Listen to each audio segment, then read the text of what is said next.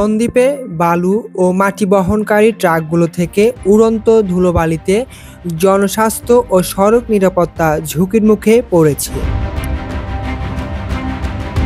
নিয়ম অনুযায়ী বালু পরিবহনের সময় ট্রাকের উপর ত্রিপল দিয়ে ঢাকার কথা থাকলেও অধিকাংশ ক্ষেত্রেই তা মানা হচ্ছে না।